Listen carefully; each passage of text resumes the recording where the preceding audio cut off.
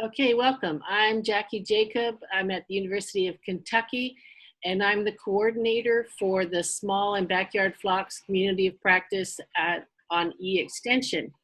As part of my work, I organize these monthly webinars, and this month's webinar is on how STEM, which is science, technology, engineering, and mathematics, I believe, works with poultry. And we have an excellent speaker from Penn State University, Greg Martin. So it's all yours, Greg. Oh, if you have any questions, put them in the chat box or in the Q&A. I monitor those.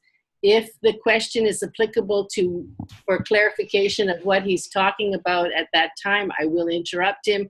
Otherwise, we'll hold questions to the end. Thank you. Okay, so I'm Gregory Martin with Penn State Extension, and as you can see in the corner here, I have my degree here, which tells most people that I am a scientist, but on the other hand, I'm also registered as a professional animal scientist with a national registry called the American Registry of Professional Animal Scientists. So this is an area that I've talked about many a time to folks because, quite frankly, in the field of poultry science, there are very few of us that have gone through the training to become poultry scientists, and there is currently a high demand for students who have studied in the poultry sciences. So, if you're looking for a career in poultry, just about any area of science or technology would be well sought after by any of the major players in the poultry industry. So even those that decided to raise their own birds, you are too benefiting from the STEM work that has been done with poultry over the years. And I'll talk a little bit about that from the historical perspective as well as what we would be seeing in the future. So let's see what we can figure out here. Okay, so STEM actually means science, technology, engineering, and mathematics.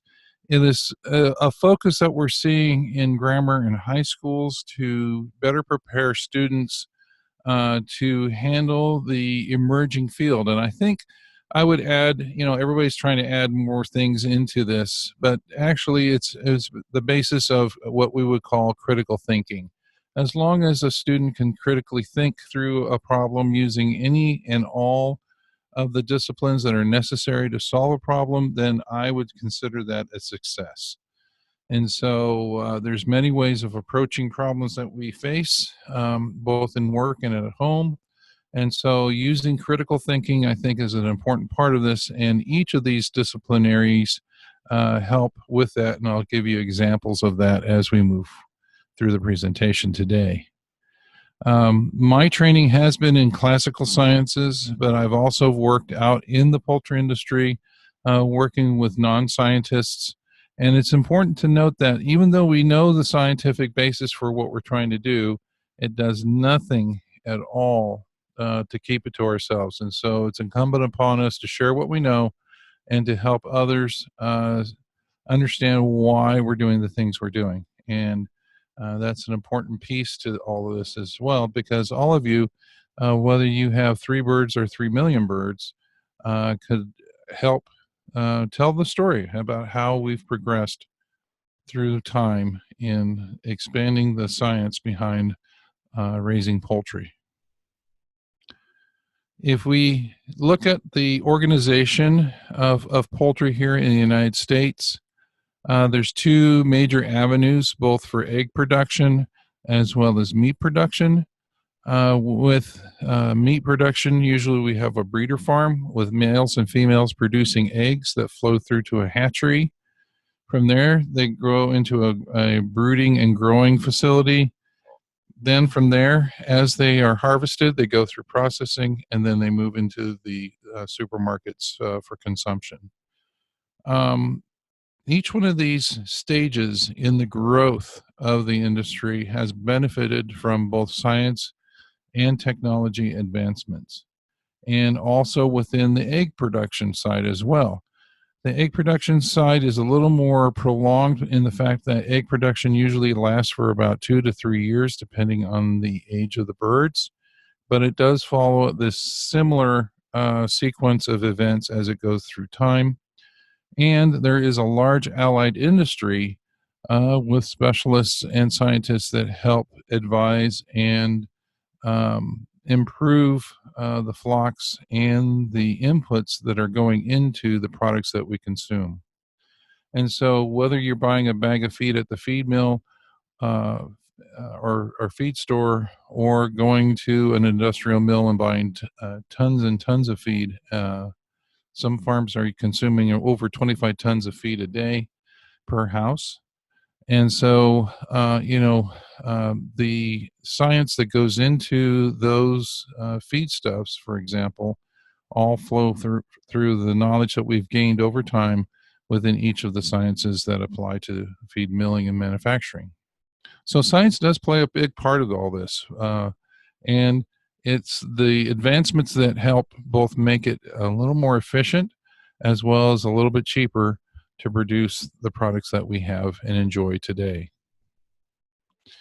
So let's look at one area of science, for example, that has been really improving over the years, in the last 30 years, for example, and that is genetics. And genetics, especially with poultry, has been one of the key parts of making the poultry industry an economical and very robust industry within the United States, allowing us to produce enough meat to feed the entire nation and have extra for export. And so here's a group of males. Here's the male right here. Here's the female right here. In an open floor setting, this is how we raise meat type broiler eggs that will be used in the chicken houses. And the advancement has been very stark. If you look at, for example, let me minimize that. If you look at the example here of the strains of birds, and this is was done in Canada with a random bred bird, meaning that they just let the birds breed naturally without selection throughout time. They were able to compare those birds to the modern birds that we have now with the selected genetic lines. If you look at 1957's birds, in 56 days, we had a bird that weighed about maybe 2 pounds. In 2005, the same strain of bird has been selected to the point where within 56 days, we're looking at about 8 pounds of chicken. So within the same amount of time, we've more than doubled the size of the bird. And that has been an ongoing march through time in making a larger, meatier bird. And as you can see here through the cross sections of these birds, the unselected broiler has a certain amount of meat. And this is what we saw in the 30s and 40s, for example. Our modern birds now have very well-defined muscling, both in the legs, thighs, and breast area, and that was due to the genetic selection and the use of statistics to help aid in the selection of the bird. By using the statistics, and I'll show you a little bit about this when we talk about statistics, but this allowed us to pick individuals for breeding and selection to allow the birds to increase in size through natural selection, genetic selection. A lot of times people will say that hormones were added to the feed to make these birds bigger. In actuality, it was the genetic selection itself that made these birds bigger without any hormones or any additives to the birds themselves. It's against the law to feed hormones to poultry. And so that's a misnomer that we are continuing to fight through time.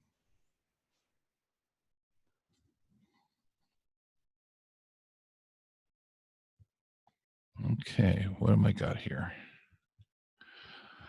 One of the first animals to be mapped as far as the genome is the chicken. And so we are looking at the actual chromosomes of the birds, and we are looking at further markers within the birds to promote natural disease resistance, to improve the health of the bird, and to improve the structural composition of the bird so that the birds can live a healthy life without any input from humans to achieve their optimal genetic production. And so the birds that even you buy today, even if you're buying them through mail order, are the same lines of birds that are being used in modern production. So those efforts that are made within the genetic background of the birds are being um, enjoyed by even smaller customers that are buying birds through the mail order. So everyone is benefiting from these more efficient birds. When we look at the technology involved in production, there's a stark difference that we have seen as we have employed more and more mechanization to the production of meat and eggs within the United States. Years ago, back in the 20s and 30s, we used to depend on chickens to hatch the eggs, and a hen could hatch maybe around 15 eggs or so. This is a brooding hen. As you can see, as these hens brood, they go dormant as far as egg production. And so what we see is, it was a very long and involved process, and it wasn't nearly as efficient as what we saw here when we decided to use artificial incubation to incubate chicken eggs. This incubator right here holds over 100,000 eggs. I would need an equivalent of about 7,000 hens in order to hatch the same number of eggs. These eggs will hatch at over 86 to 87% hatch are fertile of the fertile eggs that are there. And they will all hatch within 3 to 4 hours of each other. So the ability to do this has allowed us to optimize the availability of incubator space and help keep the hens themselves in production so that there isn't any pausing in their productivity. So this alone, these two facts alone, the science behind this has helped dramatically.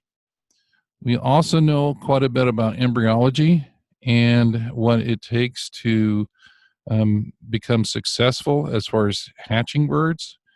And so many of you probably have seen this. If you're involved with 4-H, there's actually an embryology project that could be done, and students learn all the different parts of the bird. And it's amazing to think that within each egg, there's all the nutrients, all the water that the bird needs to survive for the 21 days of incubation it will take to bring the bird to hatch. And so we've learned quite a bit about the functions of all these different parts of the egg and how to optimize the environment in order to optimize the chances for the chicks to hatch.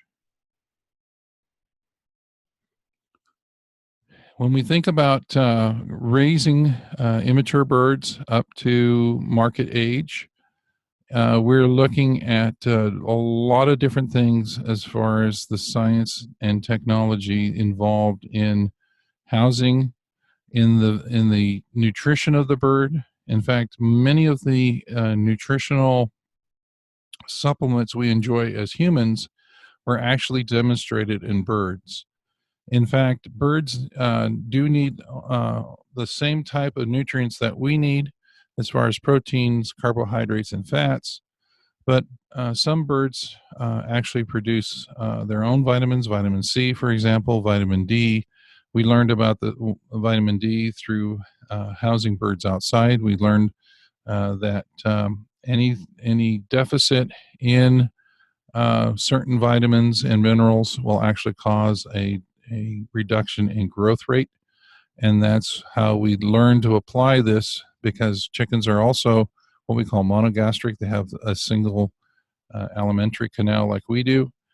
We are able to apply the discoveries that we had with birds to humans as well. And so a lot of our foods, especially milk, bread, for example, are fortified with vitamins to help improve our diets and to prevent any common nutritional diseases that we see that we have seen in the past.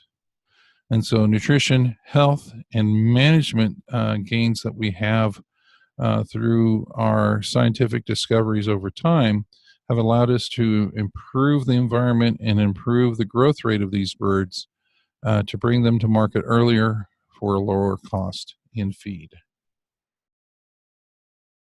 Just to give you an idea of an example of the technologies that we're using actually infrared cameras to look at temperature profiles within the house.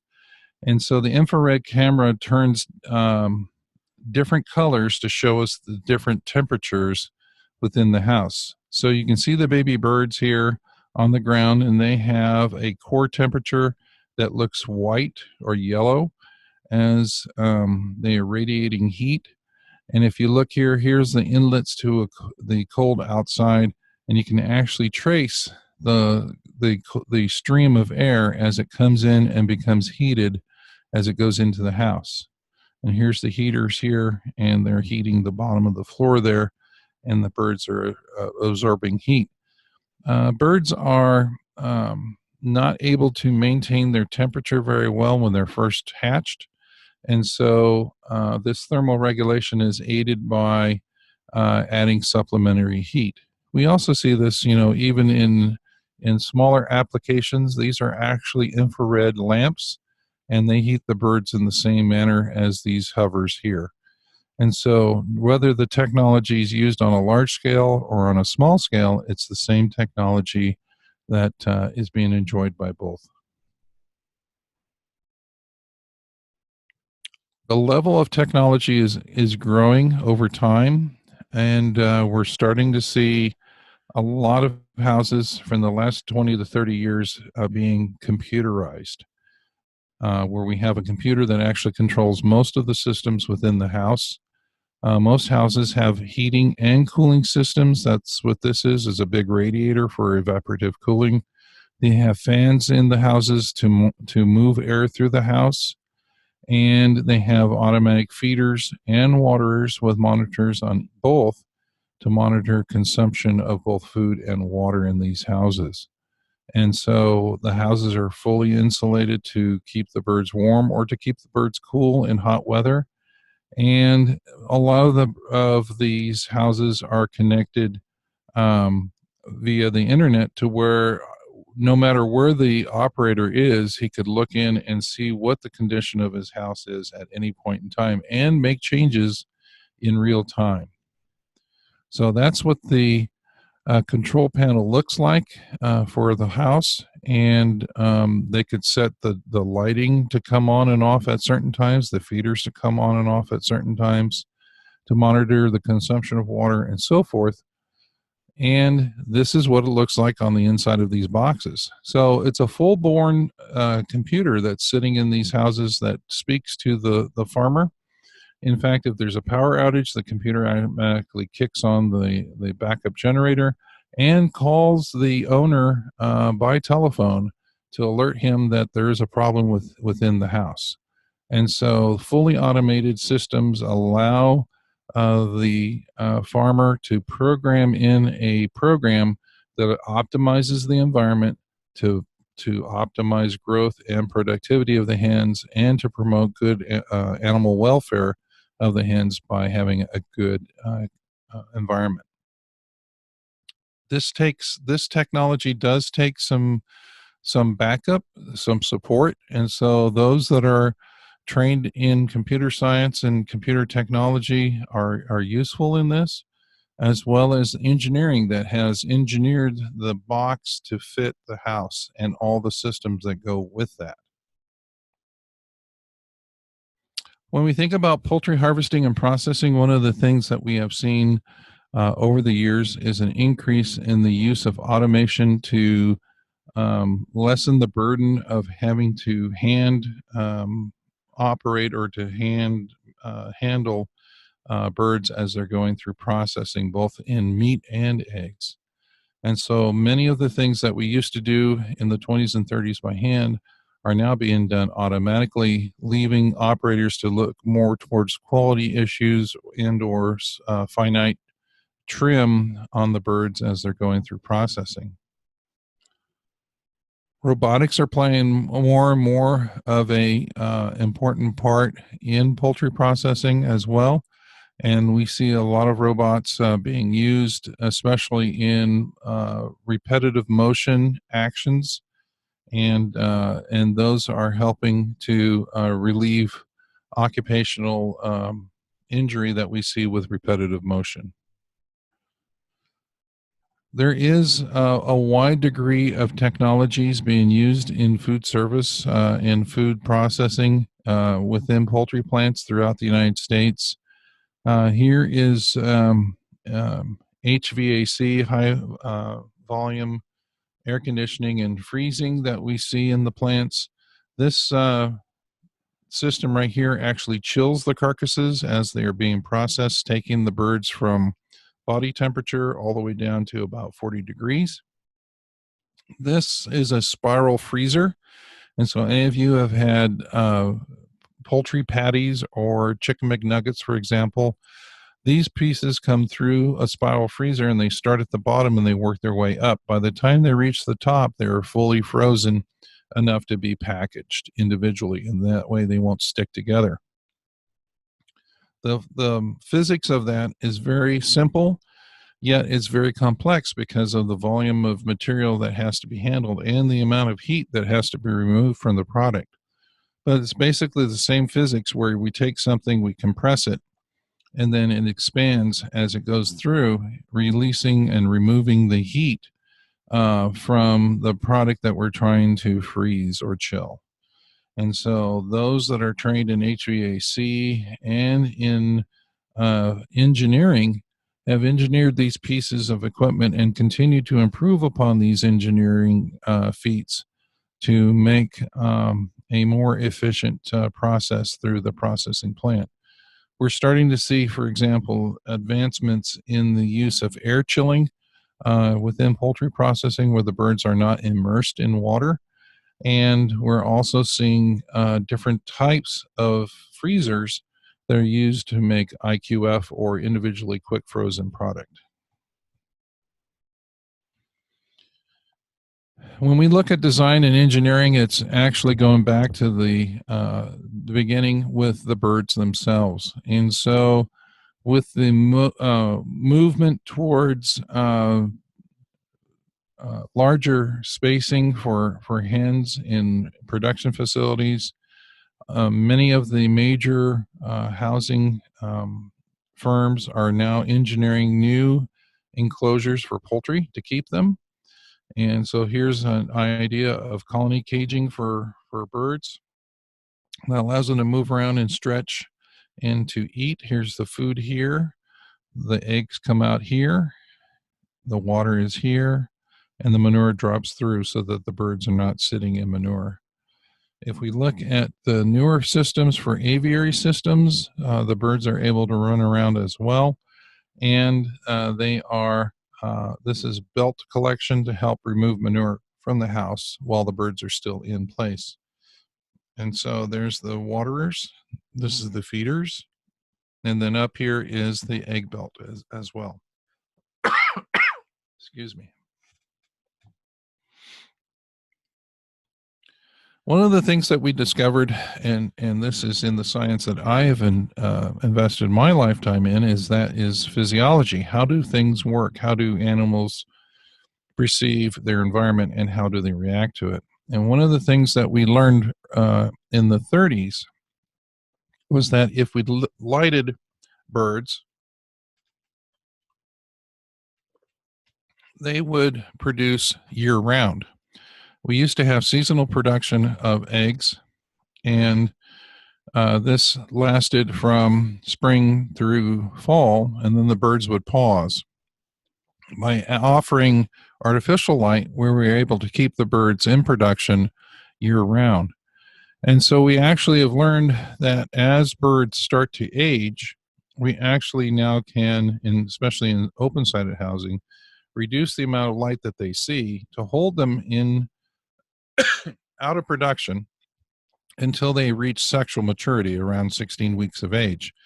And then we increase the amount of light, and this brings them into production and holds them into production for as long as we wish them to be in production.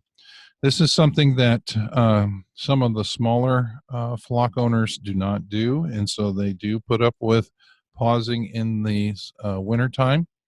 But if you wanted to have eggs all year long, even on smaller farms, you could do the very same thing. This discovery actually helped reduce the layer flock nationally by 1/2. And that means that we were able to produce the same amount of eggs with fewer birds and at a lower cost.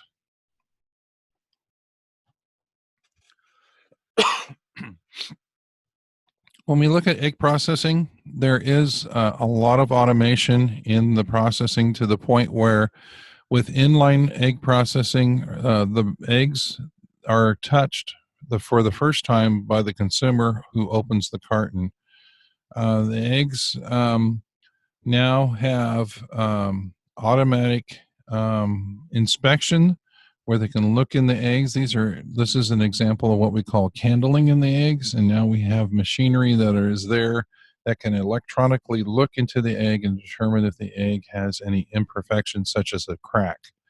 Those cracked eggs are removed and are eliminated from the market stream, and the eggs are individually weighed, and so there's a computer in the packing system here that knows each egg's weight and delivers them to the correct size of the carton, because eggs are sold by weight as well as by count. And so the large, extra large, jumbo, for example, refer to the egg weights that are there. And then, of course, the dozens or the flats or trays, as you see here, determine the counts that you would see. I have seen some systems that actually have processed white as well as brown eggs all at the same time, and it knew the difference between the brown eggs and the white eggs. It also was able to have a crack check as well, and was able to separate cracked eggs to a high degree without any intervention by humans at all. So this allows the human element in, as you will, to do the final quality check as they're packing the eggs. So we're also seeing an increase in robotics, as I stated earlier, both on the intake side. Here's a robot that's unloading eggs from a pallet and placing them into the system to be processed, washed, and graded. Here are eggs coming back from the packing stations as they're placed in cases, and they are stacking these eggs, as you can see, nesting them and tying them in as they're being stacked by the robot to form a pallet. Each one of these boxes, especially if we're talking about large eggs, is weighing about 45 pounds. So if you can think about this repetitive motion that's happening here, they are picking up eggs at 45 pounds each, and it's picking up 2 to 3 boxes at a time and placing them on the pallet. These robots can work all day long without a break, and it helps alleviate the need for a person to be there, unless we count the supervisor that's watching the robot to make sure it's operating sufficiently.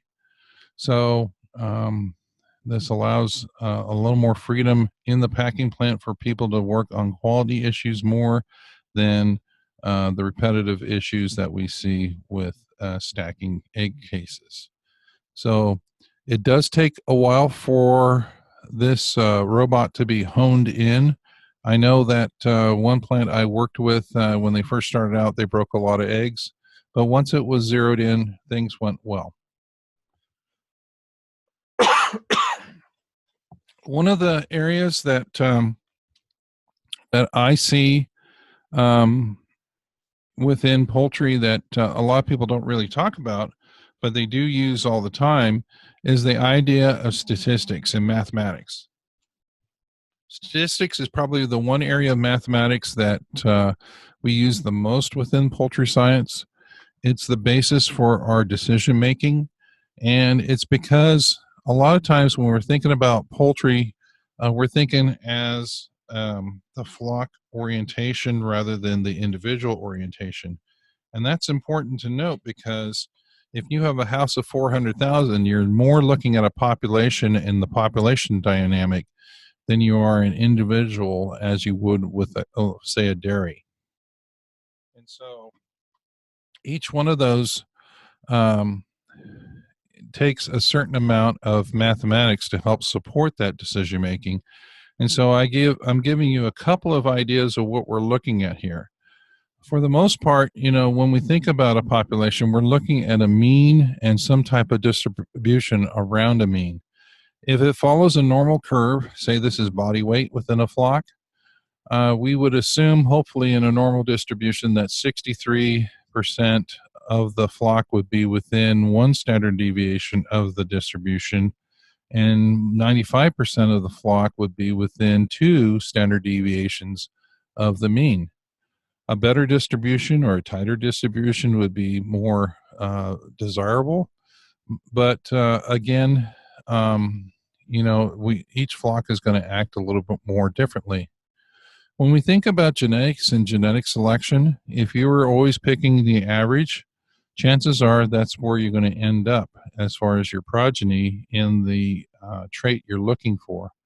The way they were able to advance the size of the birds, for example, in body weight, was to select birds that were always outside of the normal distribution, thereby moving the mean ever so slightly towards the area of the curve that they were picking from.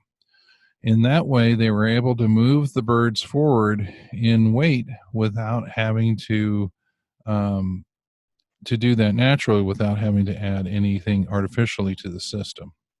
So statistics, especially descriptive statistics, tells us a lot about where we are with the flock, and we use those statistics against a standard to figure out how we're doing as far as productivity, health, and other things within that. We also use statistics as a decision tool whenever we're thinking about making a change or seeing if a scientific event has happened to where it's reportable, meaning that whatever we did and the event that occurred from that, the reaction to that event in an experiment, was not associated to something of chance. So that's where we get into the probabilities. If the probability is beyond 0.05, that means that whatever we did, it was not necessarily associated with just plain chance. So when we look at the population orientation in statistics, there's a couple of things that I always look at. And I always like the use of a box and whisker plot because that gives us all the descriptors right in the middle of one simple graph, where we have the maximum, say this is body weight, where we have the greatest weight of the bird, the minimum weight of the bird, the first quartile, the medium, which is 50% of the population, wherever that would be in weight, the third quartile, and then, of course, the max. And so our two deviations, or the center of the distribution, would be here. And because the line is not exactly in the middle, this shows us that the population is a little bit skewed towards the heavier end of the population here. And so that's where we get the idea of box and whiskers there. We also used linear programming as a way of maximizing or minimizing our production curves, and it helps us solve more than one equation at one time. And so if you look, for example, here's a graphical representation of linear programming where we're solving two equations at once. And here's the first equation here in purple. Here's the second equation in green. And this is a maximization. So at its maximal point here, graphically, we can show that there's an optimal solution for these two vertices. With linear programming, we're able to use this especially in feed formulations, where we have multiple inputs with certain restrictions because of either palatability or bio digestibility or other factors that play a part of this. And we use this similar type of situation where we try to minimize the cost of that ration, yet still maintaining the requirements we need in order to have a very balanced, nutritious food for those birds. And so that's why linear programming, for example, is another source of or another branch of mathematics that is used to help solve these equations and help program a feed ration. A lot of times students tell me that, why do I need to study algebra? Well, here's one example of why we study algebra, because these are all algebraic equations being simultaneously solved. As a student, I had to do this by hand. I am very, very thankful now that we have computer programs that allow us to solve this using the computer. Speaking of which, computer science is one of the sciences that we use, STEM, in poultry. One of the largest mainframe computers first used in agriculture was used in poultry breeding to maintain breeding records of the birds that were being used. If you look at this up in the corner here, this is an actual program in Fortran that shows a small loop and some decision making as it was going through the program. As a student, I would take these lines of data and actually punch them into a card, and then put the card into a reader, and then a reader would take the data and push it through the computer and then print it out on a printout with the solution, hopefully if my card deck was correct.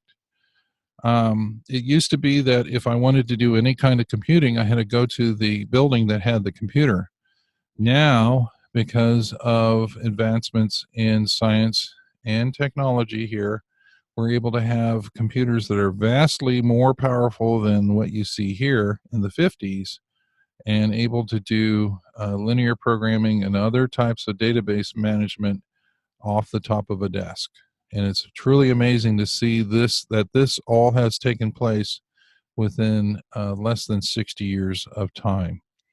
And so as it advances, in fact, if we think about how powerful a telephone is, a cell phone in your hand, it is a mini computer in many, many respects.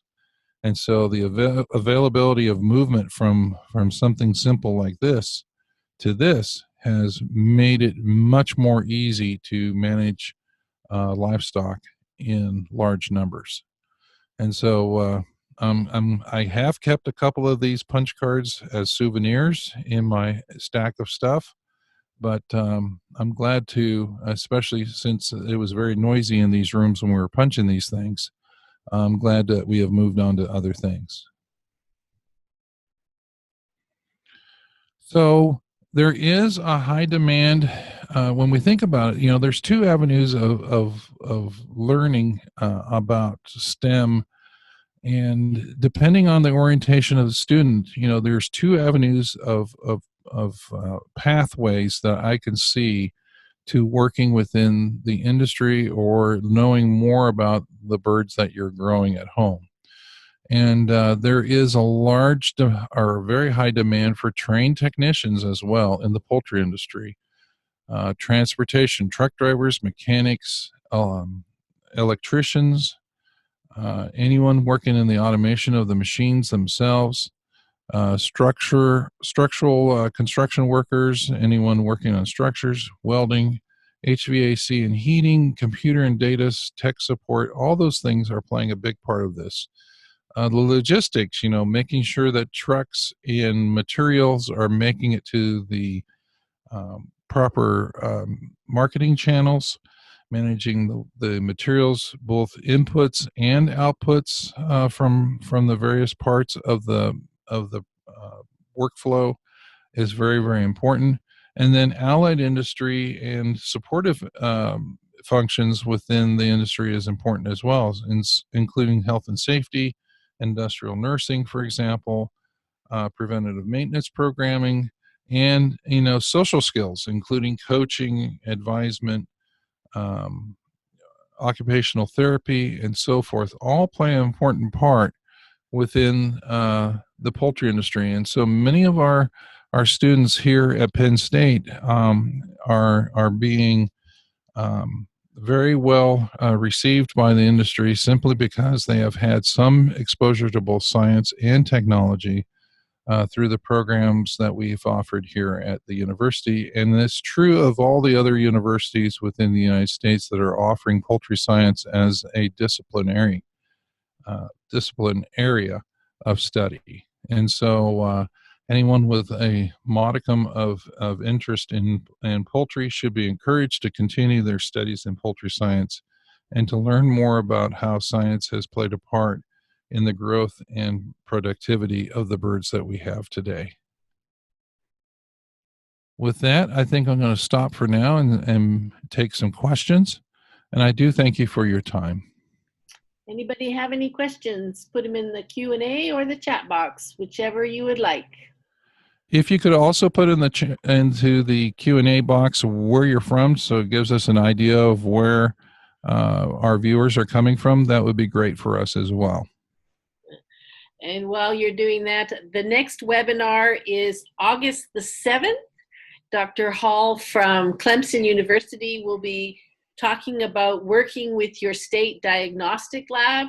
This is particularly important these days with small flocks not having a lot of small veterinarian support, and having situations like currently going on in California with the exotic Newcastle disease, being able to get any birds that you have tested for any possible contagion is useful. So knowing how to work with your state diagnostic lab is important. So that's August's webinar.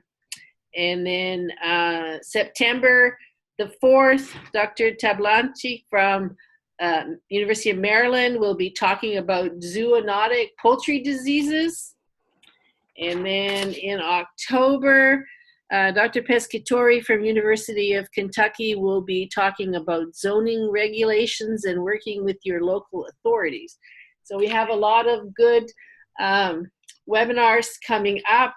If you want to watch any of the past recordings that we've had of webinars, all you need to do is go to extension.org/poultry, and you can get onto the past webinar link and see all the different webinars that we've recorded over the years. And we also have a Facebook page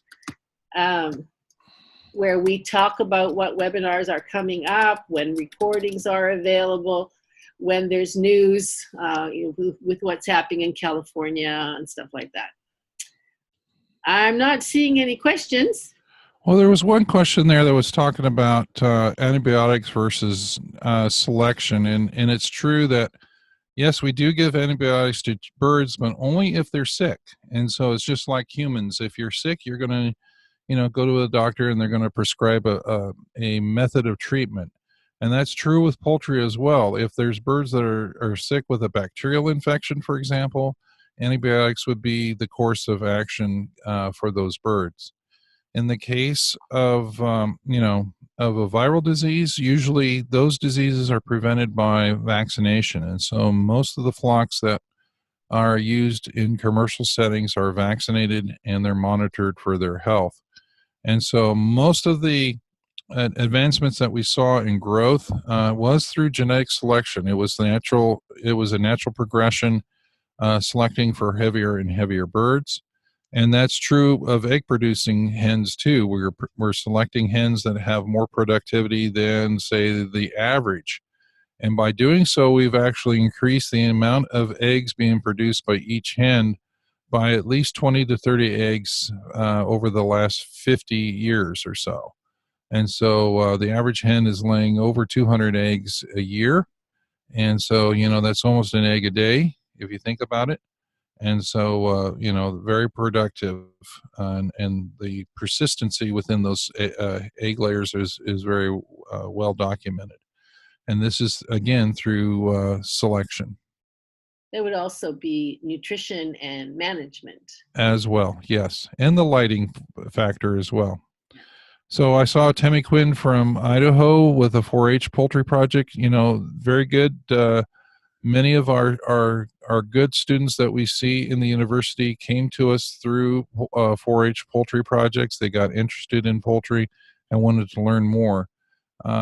It is there's also other programs out there you can learn about, for example, chicken chain programs that are raising birds and showing students how to raise, or 4-Hers how to raise birds for show as well as for home food production. And so those are all programs that you can probably see through shared resources throughout e-extension and other extension programming.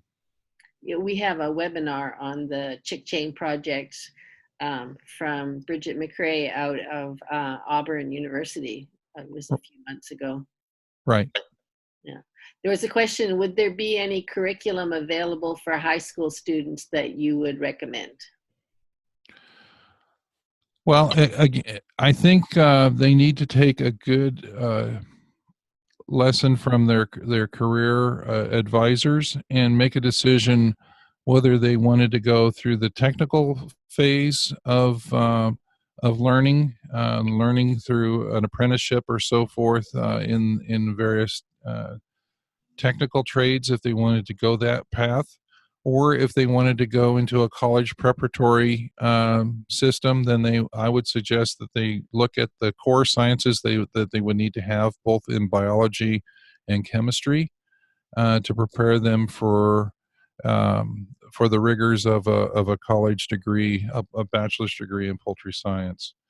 Most poultry science programs have a two-phased approach. One is a business or management type of orientation. The other one is more of a pure science orientation. And students have done very well with both paths. I've seen some of my students, for example, are now university professors. That tells you how old I really am. And they did very well through that pathway. But I've also seen others finish their degrees in the business line of study, and after their college careers have done very successful in managing others and working in production. So there's two avenues, and if you think about it, the third part of it is the allied industry too. You know, the welders, HVAC, electricians. Those are all high demanding, and they're in very high demand right now. Simply because we're seeing a lot of our technicians are retiring out of the workforce, and so we need more people to backfill into those positions as well. So anyone who has any modicum of interest in those trades are going to be in high demand as well for the next 15 to 20 years. There is also for younger kids as well as high school kids the embryology curriculum. Correct. Covers a variety of things. University of Illinois has some. You guys have some, don't you?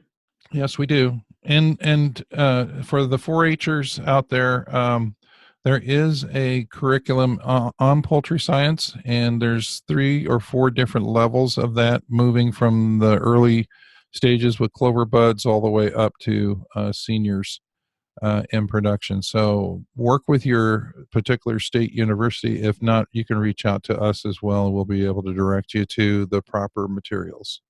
Yeah. So I'm not seeing any more questions. It's 20 after 4. Thank you all for coming, and thank you, Greg. You did a very good job. Thank you, Mark, for hosting us again. Mm-hmm. And I guess we'll see everybody in a month. Okay, thanks. Bye-bye. Thanks, Mark.